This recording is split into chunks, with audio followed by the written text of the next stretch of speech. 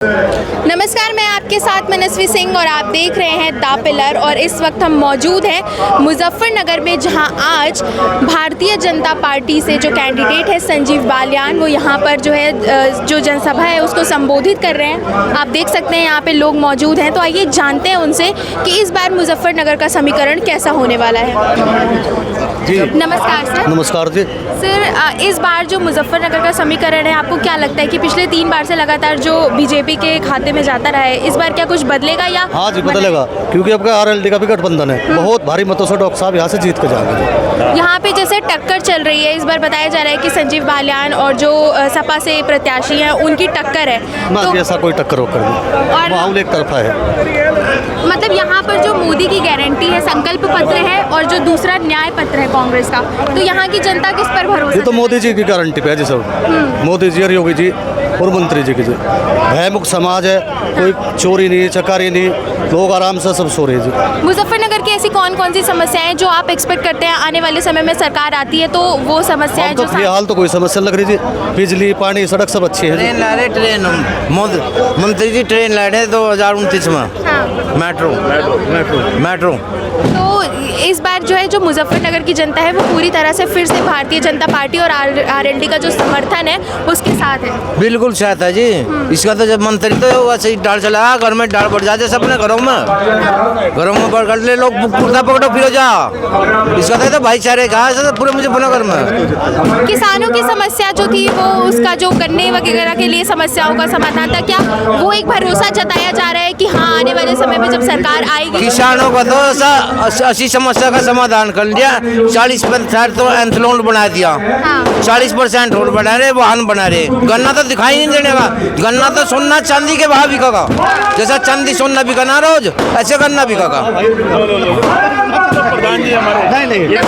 नमस्कार सर, आपको क्या लगता है कि इस बार जो मुजफ्फरनगर का समीकरण है वो क्या मोड़ेगा? वो जो लगातार संजीव बालियान जी का यहाँ पे कब्जा रहा है जो इस सीट पर, वो बदलेगा या फिर वापस एक नए नहीं होने का? वही संजीव बालियान जी का चुनाव मजबूत है और वही चुनाव जीतेंगे। यूपी में आप लोग कितनी सीट उम्मीद कर रहे हैं? पूरी की पूरी जी, 80 की 80 जी। और जो बताया जा रहा है कि कहीं थोड़ा बहुत जो ठाकुर है वो नाराज दिख रहे हैं उसका? ना ठाकुर नाराज नहीं जी, ये तो कुछ चंद लोग जो ठाकुर के नेता वही करे, आम पब्लिक सब साथ है। ठीक है सर, जैसे कि सुनने में आ रहा है कि जो यहाँ पश्चिमी यूपी के ठाकुर है या जो ठाकुर है वो नाराज दिख रहे हैं बीजेपी से। अजय नहीं, ठाकुर कहाँ नाराज है? ठाकुर ने तो आज पूरा समर्थन कर दिया, पूरे दल बल से समर्थन कर दिया। ठाकुर तो नाराज है ही नहीं बिल्कुल भी। ठाकुर का क्या मतलब है? तो मोदी की और योगी की वोट है।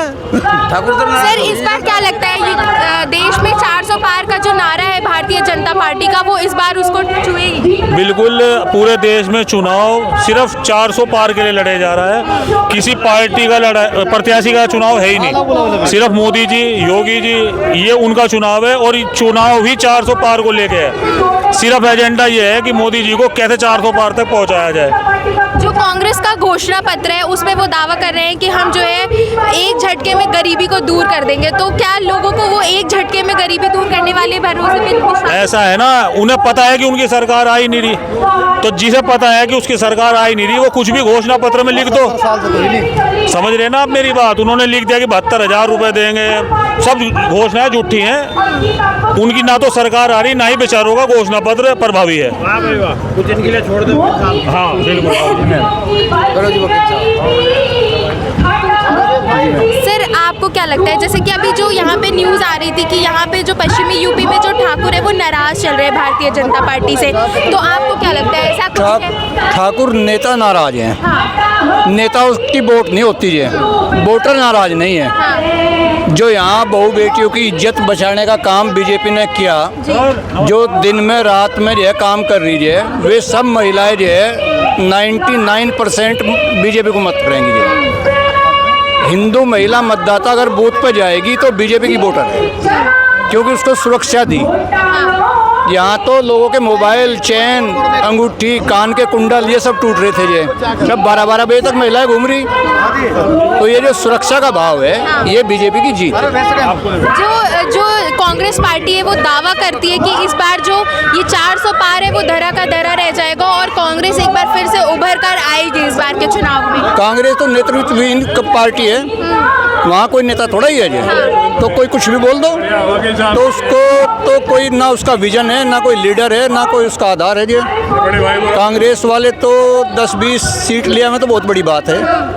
कितनी सीट एक्सपेक्ट कर रहे हैं आपकी? यूपी में कितनी सीट आ सकती है भारतीय जनता पार्टी की और जो गठबंधन एनडीए की? देखो जी, हम तो भारतीय जनता पार्टी की जीत का ऐसा अनुमान लगा रहे हैं कि 80 की 80 सीट जाएंगी जी, ऐसा हमारा मानना है। क्योंकि अपनी सीट को देख रहे जी, संजीव बालियान लाखों से जीतेंगे जी, पहली बार से ज़्यादा बढ़िया काम किया जी, तो इसलिए हमको तो लग रहा है। लोगों का कहना है कि मुजफ्फरनगर में टक्कर का जो चुनाव है, जो सपा से प्रत्याशी है उनके साथ टक्कर की एक जो है वो। देखो जी, अपनी अपनी बात सब कहेंगे, किसी को रोक तो सकते नहीं, लेकिन चुनाव तो बीजेपी के मुकाबले में कोई नहीं। इस सीट पे आपको क्या लगता है कि कौन कौन से ऐसे काम हुए जो पिछली सरकार में नहीं हुए थे, और क्या क्या जो जनता है? देखो जी, हमारे यहाँ एक कहावत है जे, कोई किसी का करे हुआ ना छीने, उसको किसी के कमाई तो चाहिए नहीं जे, लेकिन बीजेपी सरकार में जो कमा रहा है उसका उसी पर रह रहा है, ना तो कोई फिरौती मांग रहा। कई सारे मेरे ऐसे क्लाइंट हैं जिनको यहाँ हाईवे पे 4-4, 5-5 करोड़ मुआवजा मिला, और वो मुआवजा उनका उनके घरों में सीधा चला गया जी।